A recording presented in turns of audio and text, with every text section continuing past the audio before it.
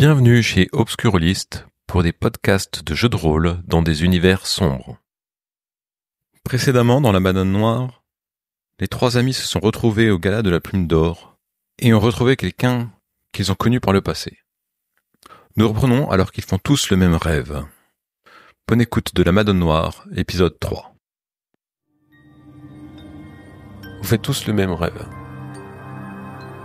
Tu es un enfant, enfermé dans une pièce sombre. Autour de toi, il n'y a que les ténèbres, compactes et denses. Il fait froid, humide, le sol est dur. Une odeur douceâtre et désagréable flotte dans l'air. Quelque chose bouge. Tu entends des grattements, des sifflements, et se rapproche. Et vous vous réveillez. Vous êtes brûlant dans votre lit. Vous avez chaud, sans doute de la fièvre. Qu'est-ce que vous faites ? Je me lève pour aller boire un grand verre d'eau et me mettre un peu d'eau sur le visage. Oui, ça tourne un peu.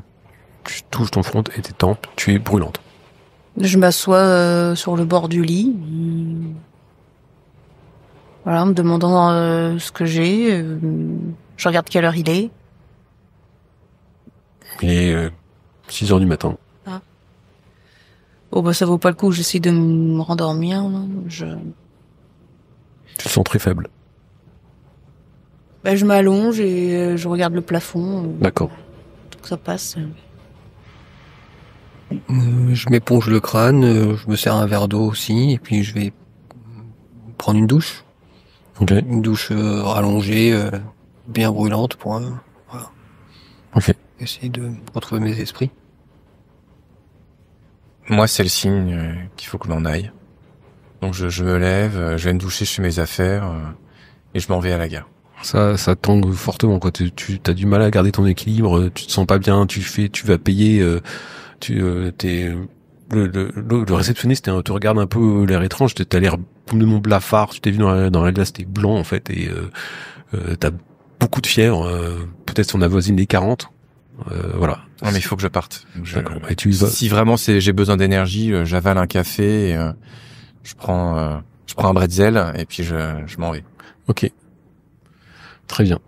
Tu te diriges à la gare et ton train est dans 2 heures. Voilà, donc tu peux attendre dans le hall de la gare. Tous, vous avez donc cette fièvre qui vous prend et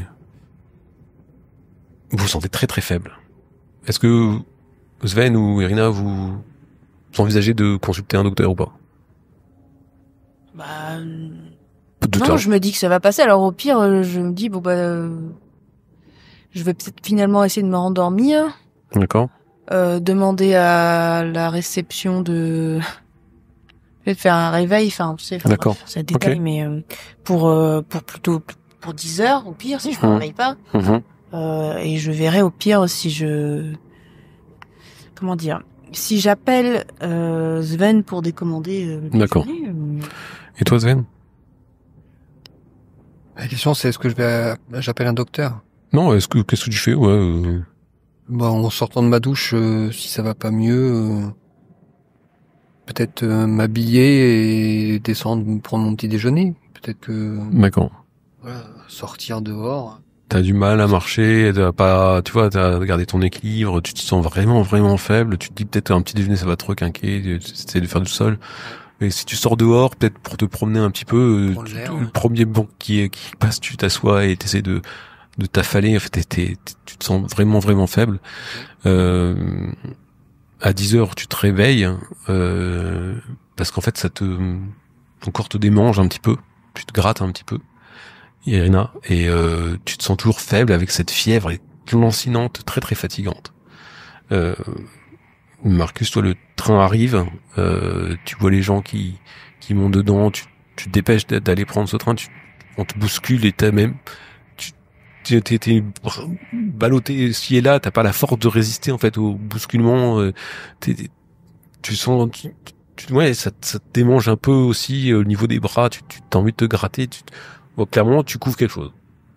Et Sven, pareil, sur ton banc, tu te grattes le dos comme ça, le long de ton banc. Vous avez sans doute une grippe, quelque chose comme ça.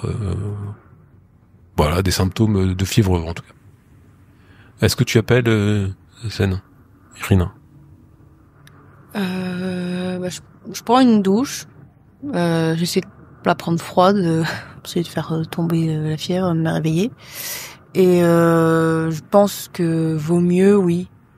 D'accord. Vaut mieux parce que au pire, je vais, je sais pas. Enfin, je vais rentrer plus tôt par le train. Donc ouais, j'appelle Sven et puis je lui dis que. Le téléphone sonne. Quand ton téléphone portable sonne. Allô? Sven? Oui, Irina? C'est toi? Oui, c'est Irina. Je sais pas. Je suis malade. Je pense que je vais pas pouvoir déjeuner avec toi. Finalement, je suis désolée. Ah, toi aussi? Oh là là, j'en peux plus depuis ce matin. Toi aussi, t'as de la fièvre? Ah oui, j'ai fait un rêve étrange et je me suis réveillé en sueur, malade, des démangeaisons. Moi aussi, je vais rentrer à Berlin et voir un médecin. Ah bah écoutez, on a les mêmes symptômes. Je sais pas, peut-être quelque chose qu'on a mangé. Oui, peut-être. Mais pareil, je vais avancer mon train et je vais rentrer à Berlin. J'aurais dû me douter, ce saumon, il avait vraiment une drôle de tête. Bon, bah bon retour alors, Sven. À bientôt. Merci, rétablis-toi bien aussi. Merci. Et vous entreprenez à Berlin de vous agiter un petit peu quelques jours, le temps que ça aille mieux. C'est ça. Et Oui. Marcus? Bah moi, je fais tout ce qu'il faut pour réussir à rentrer dans le train, à me trouver une place, à m'installer. Et une fois que je suis dans le train installé, je suis soulagé. Je vais pouvoir rentrer chez moi. Je serre mes affaires contre moi et si je suis fatigué, j'essaie de m'endormir un petit peu. Les gens te regardent de façon très étrange et méfiant, comme si t'étais un peu un pestiféré en fait. Et ils te regardent comme ça. Les enfants ont un peu peur de toi. Et... Bah tant mieux, personne ne va s'installer à côté de moi. Moi, je serai tranquille jusqu'à l'arrivée. Tout le monde te regarde. Ok, tu rentres chez toi. Tu t'enfermes chez toi. Il va se passer quelques jours. La fièvre va pas baisser pendant 2 jours. Vous consultez un docteur ou pas? Bien sûr. Ouais. Ouais. Ou au moins à la pharmacie demander des médicaments. Vous avez consulté un docteur qui vous a chacun diagnostiqué une sorte de grippe en vous demandant de vous reposer maximum et de bien vous hydrater. La fièvre est un peu tombée au bout de 2-3 jours, vous allez à 38. Vous avez quand même eu encore jusqu'à la fin de la semaine de la fièvre. Ces démangeaisons en fait, vous grattiez beaucoup, vous aviez du mal à dormir, peu confortable et souvent ce cauchemar revenait. Vous avez même pas tellement eu le temps d'œuvrer à votre quotidien les 2 premiers jours. Et le 3e jour, vous avez commencé à pouvoir un peu plus vous lever, faire à manger, récupérer votre courrier qui arrivait. Vous avez pu remarquer aussi que votre courrier était un peu en retard par rapport à d'habitude. Et toi, Marcus, t'as l'impression qu'on l'a ouvert avant de le refermer, avant qu'il te soit adressé. Des factures, de la publicité, des choses comme ça. Bah j'inspecte mon courrier. C'est les techniques que je connais. Ouais, t'as vraiment l'impression que ça a été ouvert avec les techniques que tu peux connaître, éventuellement de la vapeur, des choses comme ça, et puis refermé. Tu suspectes des traces de colle à certains endroits. Ouais, Je suis super inquiet. Ok. J'appelle Irina. Madame Birken? Allô, oui? Oui, c'est moi. C'est Monsieur Wolf. Ah, bonjour Marcus. J'étais très malade dernièrement. Ah, vous aussi? Et... Vous êtes malade? J'ai été malade et Sven aussi. Enfin, c'était les mêmes symptômes. C'est pour ça je pensais que ça venait du gala. On a eu beaucoup de fièvre pendant Une bonne semaine, c'était Mais très pénible. C'est peut-être Madame Orlova qui nous a donné ça. Vous avez un moyen de la joindre, savoir si elle va mieux? Comment ça, elle nous aurait donné ça? Voyons, Marcus. Bah, nous sommes tous les 3 malades et elle était malade. Vous pensez que c'est parce qu'on lui a serré la main qu'on est tombé malade? Moi, je pensais plutôt que c'était ce qu'on a mangé. Bah, c'est pas comme ça, une intoxication alimentaire, si? Je vous avoue, je sais pas. Bon, je sais pas trop, le salmonelle, les trucs comme ça, là, Bon, je sais pas. Enfin, c'est vrai que le médecin m'a dit, moi, que c'était une grippe, donc plutôt... Je suis inquiet pour elle. J'espère qu'elle va bien, elle n'a pas notre âge. Bah, elle n'allait pas bien la dernière fois qu'on l'a vue. Vous avez un moyen de la contacter? Non. Non, j'ai pas son... Il y a autre chose de bizarre. J'ai un peu réfléchi, enfin j'ai eu le temps de réfléchir ces quelques jours sur l'invitation que j'ai reçue, notre rencontre, celle avec Madame Orlova. Et tout ça est très bizarre, mais vraiment très très bizarre. Et là, je constate que mon courrier a été ouvert. Il a mis du temps et je vois bien que quelqu'un a décollé l'enveloppe pour regarder le contenu. Mon courrier a eu du retard également. Mais il me semble pas qu'on l'ait ouvert. Vous l'avez ouvert ou pas votre courrier? Oui, je l'ai ouvert et j'ai pas vérifié s'il avait été... J'aurais pu vérifier, moi, j'ai l'habitude. Ah oui? J'ai souvent des petits plaisantins qui ouvraient mon courrier et j'aurais peut-être pu vérifier le vôtre s'il n'avait pas été ouvert. Mais si vous l'avez déjà ouvert, c'est trop tard. Mais vous savez pourquoi vous avez été invité? Ben non, je sais toujours pas. Monsieur Kunst est quelqu'un de confiance pour vous? Bah que Monsieur Kunst est une connaissance. C'est...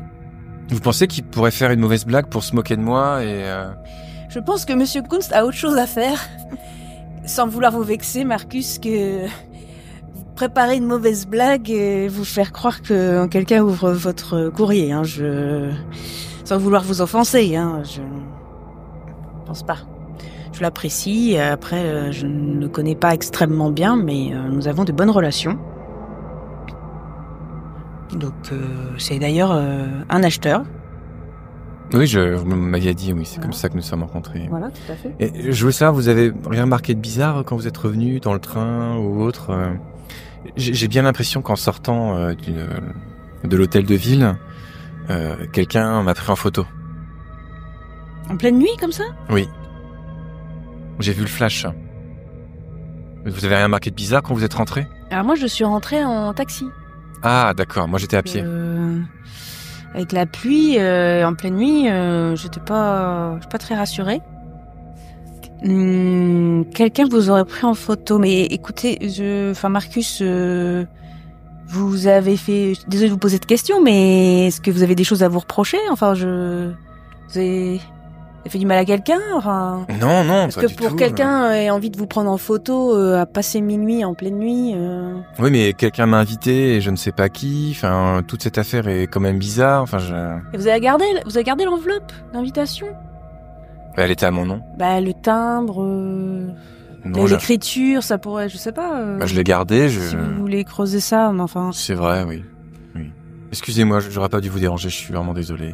Non, mais c'est juste. Je suis encore un peu fatigué. Peut-être que je divague. Je m'inquiète un peu pour vous, quoi. Enfin, c'est...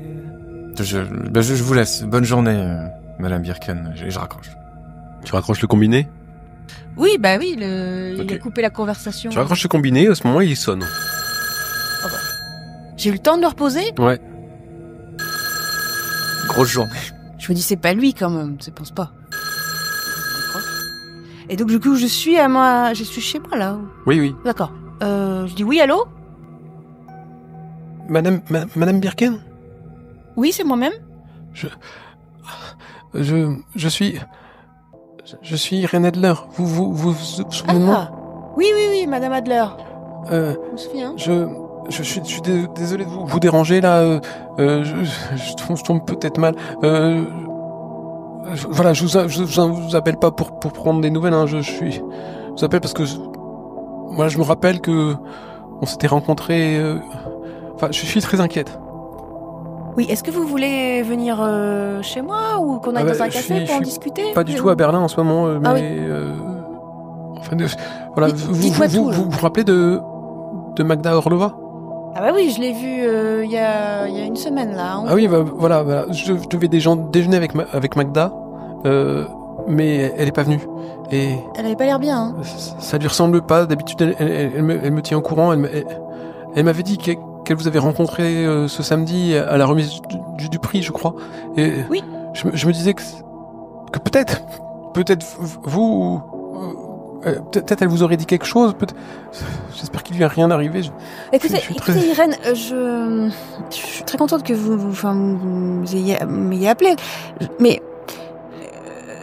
vous êtes plutôt confuse. Enfin, j'ai croisé Magda et c'était pareil. Elle avait des cauchemars, elle se sentait pas bien. Enfin, Oui, elle semblait très étrange depuis son retour de Berlin. Je suis d'accord. Mais vous l'avez vue quand, vous?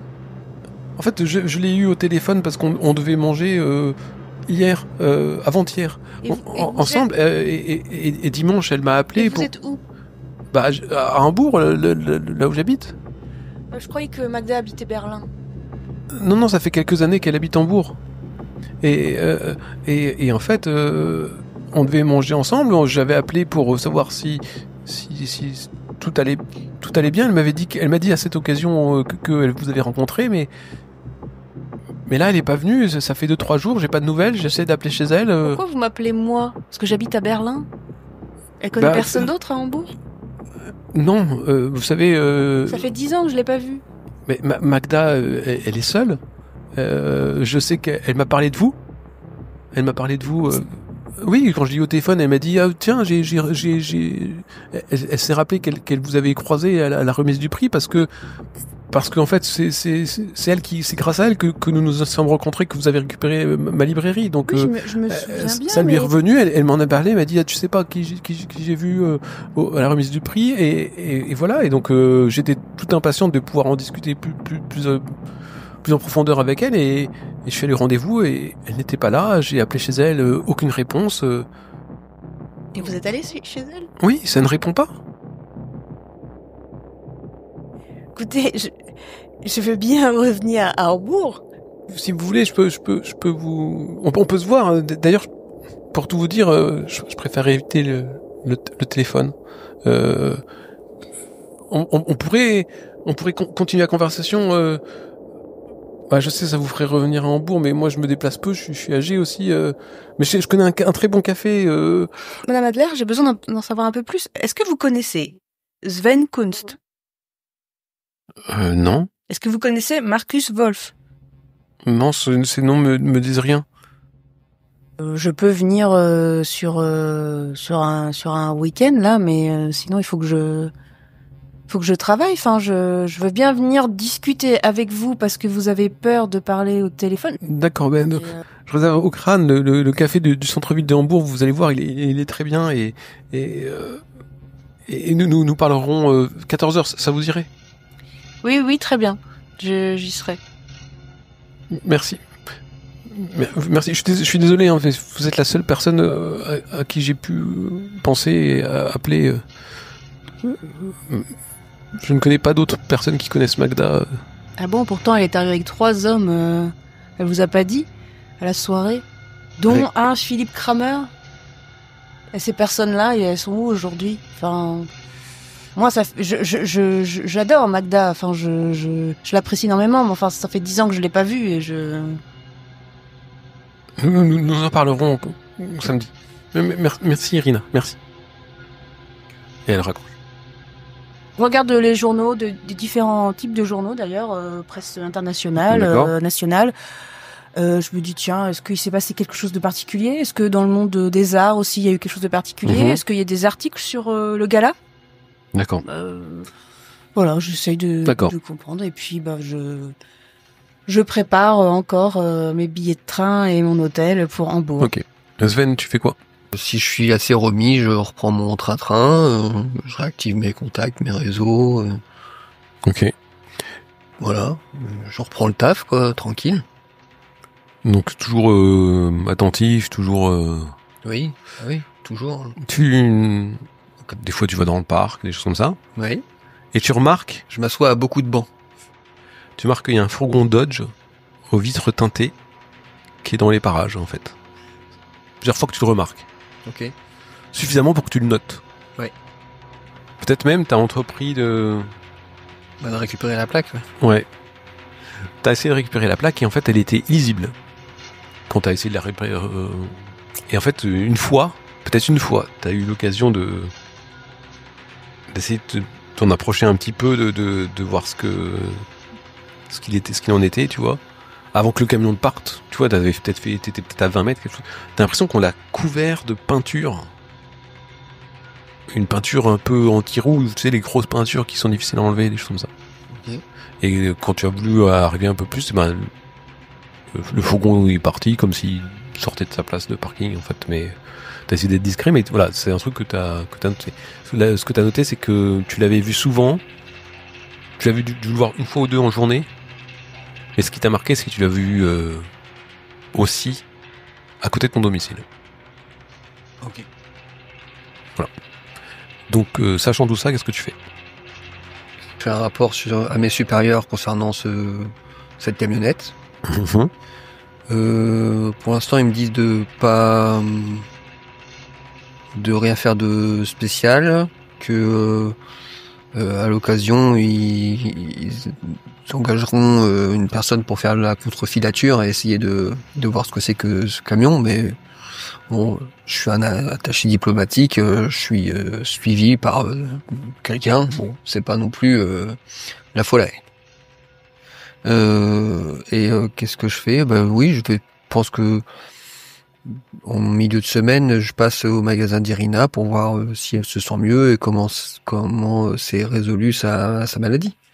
Donc tu frappes, tu ouvres la porte de Obscura et Irina est là. Bonjour Irina, je suis content de voir que vous allez mieux. Bonjour Sven, et vous?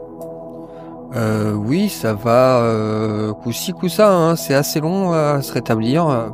D'après le médecin, j'aurais eu une grippe. Donc, Oui, moi aussi. rien à voir avec le saumon finalement.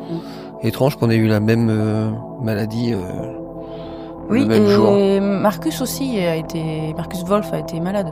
Pareil. Ah oui. De la même manière que nous. Ouais. De plus en plus étrange. Ouais, figurez-vous que je vais devoir repartir à Hambourg ce week-end. Ah, un autre gala auquel je ne serais pas convié? Bon, écoutez, j'aurais peut-être préféré. Non, c'est Irène Adler, je sais pas si vous la connaissez, c'est une libraire Non, ça ne me dit rien. qui connaît Magda Orlova. Oui, Nous avons vu au gala. elle, je la connais bien. Oui, et en fait, elle est très inquiète pour Magda. Elle m'a dit que elle devait déjeuner avec elle et que Magda n'est jamais venue, qu'elle ne répond pas au téléphone, que personne ne répond chez elle. Donc, Et pourquoi elle vous appelle vous? on se connaît. C'est grâce à elle que j'ai ma librairie. En fait, c'est sa librairie que j'ai acquis également. Ensuite. Je vous avoue D'accord. que je me suis posé la même question. Je me suis dit, quand même, je ne suis pas inspectrice de police, bon. Mais elle voulait me parler de choses dont elle ne voulait pas parler au téléphone. Oh là, le monde des libraires, décidément, c'est un monde à part. Hein. Je crois que j'arriverai jamais à m'y faire. Et donc, l'ancienne propriétaire de la librairie que vous avez actuellement vous demande de l'aide pour aller voir une ancienne libraire de Berlin Qui habite à Hambourg. qui habite aujourd'hui à Hambourg, et vous y allez. Je leur dois bien ça, en fait. C'est Magda Orlova qui m'a... grâce à elle, j'ai connu Irène Adler, et grâce à elle, maintenant, j'ai une librairie et un métier, quoi. Tout à fait, c'est une très belle personne, cette Magda Orlova, et moi aussi, je me sens redevable d'elle. Il me semble que je vous l'ai déjà dit d'ailleurs. Je suis prêt à vous aider, je viens avec vous. D'accord. Est-ce que j'ai le numéro d'Irène, moi? En fait, je donnerai la prévenir. Oui, que oui, tu pourras le prévenir. Ouais. Si c'est ok pour elle. Oui, parce qu'en fait, je sais pas si je vous l'ai dit, mais elle avait l'air étrange aussi, Irène Adler. Voulait pas me parler de certaines choses que de vive voix. Parfait, j'adore les mystères. Ah bah écoutez, donc j'espère que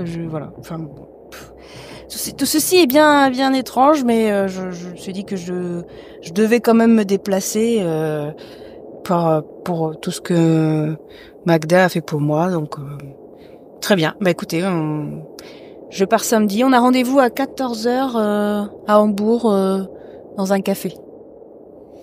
Je peux vous proposer de faire le voyage ensemble. Vous souhaitez partir en train? Oui. Ouais, très bien. Je vous communiquerai les horaires du train par téléphone. Je voulais vous dire que je venais simplement pour une visite de courtoisie, pas pour affaires. Même si je sais que ça pourrait venir. Mais je suis intrigué. Vous avez eu encore des nouvelles de Monsieur Wolf? Il était malade lui aussi. Ça m'inquiète. Je pense à peut-être une contamination. Et je voudrais prendre des précautions. Si ça vous dérange pas, je vais peut-être prendre des masques ou des gants. Oui, je crois que Monsieur Wolf m'a dit qu'il pensait que c'est parce qu'on a serré la main de Magda Orlova qu'on est malade. Mais il m'avait l'air très inquiet quand même. Hein. Il me semble que c'est la seule chose ou personne que j'ai touché et que lui aussi a touché. Donc c'était soit ça, soit le saumon. Si c'est pas le saumon.